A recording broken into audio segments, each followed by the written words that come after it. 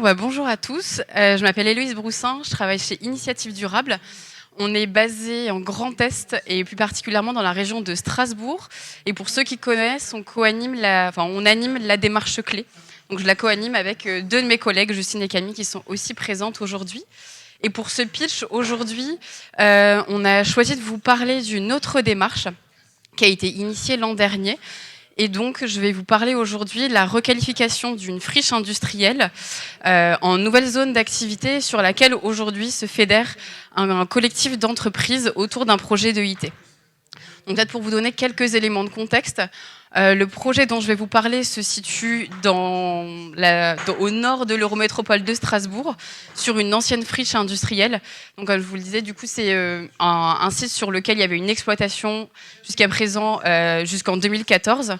Suite à quoi l'activité a périclité et il y a eu un projet de requalification d'ampleur de manière à redynamiser cette zone-là et à apporter un projet qui se voulait exemplaire sur plusieurs piliers.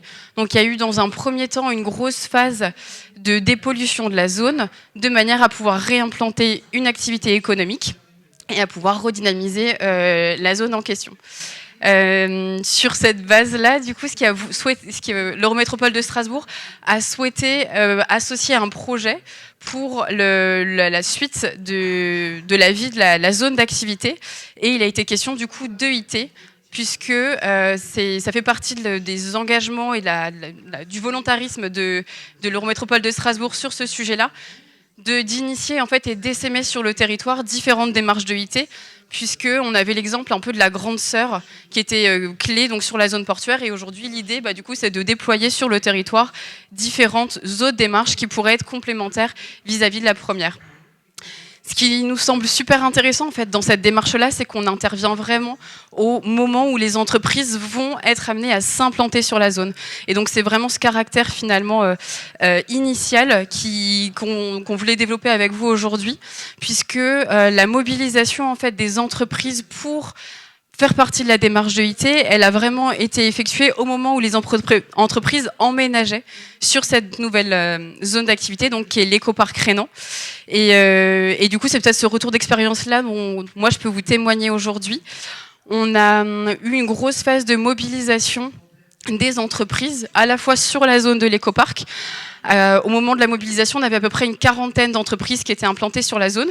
Et on a aussi cherché du coup à apporter plus de cohérence avec les zones d'activité qui se situaient en périphérie, en invitant également les autres entreprises finalement à rejoindre la dynamique. De cette phase de mobilisation, on a 25 entreprises qui sont parties avec nous pour partir sur un premier atelier de détection de synergie qui a eu lieu il y a pile poil 1 an maintenant, et sur lequel du coup on a pu commencer à parler avec eux d'économie circulaire, d'EIT, et identifier du coup des premières synergies qu'on a commencé à mettre en place avec elles. Donc l'idée c'était vraiment de pouvoir créer du lien dès leur implantation, ce qui a été fait et l'enquête de satisfaction qu'on a réalisée à l'issue de ce premier atelier, elle a révélé en fait 2 points centraux, et les 2 plus forts intérêts qui nous ont communiqués, c'était se connaître en local, faire du réseau, puisqu'en fait personne se connaissait au démarrage, et le deuxième point qui vient deuxième, c'était identifier des pistes de mutualisation pour réduire leur impact environnemental. Donc vraiment ces 2 aspects-là venaient vraiment de manière complémentaire, et la dimension réseau, partage, etc., elle était vraiment centrale dans leur motivation à participer à ces démarches. Et j'imagine que c'est des choses que vous retrouvez aussi sur vos territoires, donc sans grande surprise. Ce qui nous a semblé aussi super intéressant en termes de retour d'expérience, c'est de voir qu'en fait ces entreprises, ce qu'elles venaient rechercher aussi, c'était des solutions un peu clés en main en termes de services. Par exemple, on a du coup l'atelier détection de synergie a permis d'identifier en local une station de lavage pour PL, et du coup de mettre à disposition cet équipement-là à l'ensemble des entreprises de la zone. Vu qu'elles ne se connaissaient pas, qu'elles venaient de s'implanter, ça permettait finalement, dès leur implantation, de se dire tiens, il existe ces services-là, et on va capitaliser dessus en local, et pas perdre de temps finalement, lorsqu'on déménage, du coup à se recréer un réseau, etc., à retrouver des partenaires. Donc finalement, la démarche a aussi permis de gagner du temps au moment de leur implantation.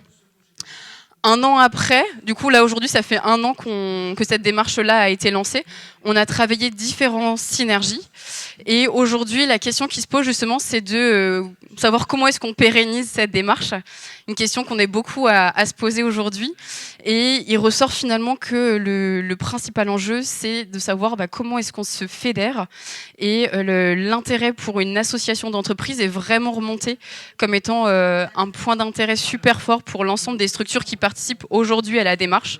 Et donc, c'est une des perspectives finalement sur lesquelles on travaille aujourd'hui, de créer une association de zones qui permettent de dynamiser et puis d'intégrer ces questions de IT dans un contexte plus global aussi de travail sur le dynamisme et le réseau inter-entreprise en local. Voilà, je crois que j'en ai terminé. Est-ce que vous avez des questions ? Bonjour. Oui, je voulais savoir si c'était un argument ou une contrainte au départ quand vous avez voulu faire venir les entreprises sur la friche. Est-ce que c'était un mode de sélection, de se dire qu'on veut telle et telle entreprise parce qu'on pense qu'elle a une sensibilité pour faire de l'écologie industrielle, ou est-ce que ça s'est fait vraiment après ? Pour le coup, peut-être, je pense que c'est une piste d'amélioration, justement. L'écologie industrielle et territoriale a été greffée sur le projet initial. Il y avait des réflexions, notamment en termes de biodiversité, sur les continuités, etc. Mais c'était pas nécessairement, on va dire, le package complet qui avait été réfléchi au démarrage. Il y avait un gros enjeu réseau de chaleur en local et cet aspect biodiversité qui était très important à l'initiation du projet. Toutefois, peut-être les autres ressources avaient peut-être pas été toutes intégrées. Moi, je pense notamment à la question de l'eau pluviale, où aujourd'hui, moi, je pense que ça aurait été vraiment super intéressant que ça puisse être intégré dès le démarrage. Donc, il y a peut-être des choses justement qui pourraient être travaillées pour de futures zones, de manière à intégrer ces questions-là avant même en fait l'arrivée des entreprises. Et on voit ça encore aujourd'hui, puisqu'on a des entreprises qui sont pas encore arrivées et qui s'implantent. Et nous, on a encore du mal en fait à les identifier avant qu'elles arrivent, pour les sensibiliser à la thématique et voir ce qui pourrait être fait en amont. Mais effectivement, c'est un gros enjeu. Au niveau de l'Eurométropole, vous êtes rattaché à quel service et du coup, quel élu référent ? Parce que du coup, ça peut avoir un impact. Enfin, en tout cas, j'ai constaté que ça avait son importance. Oui, nous du coup au niveau de l'Eurométropole, la personne qui est notre référent, c'est la personne en charge de l'économie verte. Et notre élu, du coup, est en charge de ces questions d'attractivité du territoire au sens large, puisqu'elle va également être sur des thématiques emploi, qu'on va aussi retrouver dans la démarche. Économie verte, du coup, c'est au sein du développement économique plus largement. Oui, pardon, exactement. C'est au sein de la direction développement économique et attractivité, où on va retrouver du coup notre référent qui est en charge de l'économie verte et qui est rattaché à une élue du coup un peu plus large, qui traite aussi d'emploi par exemple et d'attractivité au sens large. Bonjour, moi j'avais juste une petite question par curiosité, c'est quel est le type d'activité de ce type d'entreprise qui vient s'installer dans des anciennes friches ? La zone en fait elle est située vraiment à un nœud de communication qui est super intéressant pour les activités de logistique, puisqu'on est juste à côté des autoroutes et en entrée directe de l'Eurométropole. On est vraiment sur le dernier territoire avant d'entrée en fait sur l'Eurométropole. Donc on a beaucoup d'activités de logistique avec des grands entrepôts qui vont redistribuer du coup sur un territoire assez large. Et on a aussi des activités type BTP. Voilà, c'est principalement BTP et logistique. Quand vous dites BTP, ça peut être des parcs de stockage pour des entreprises du BTP On a des activités des gens qui vont gérer des terres, des déchets inertes, des choses comme ça. Mais du coup, ça va repartir. Après, il n'y a pas de stockage sur site. J'avais une rapide question. Vous parliez donc de créer une association pour la gouvernance de la dynamique.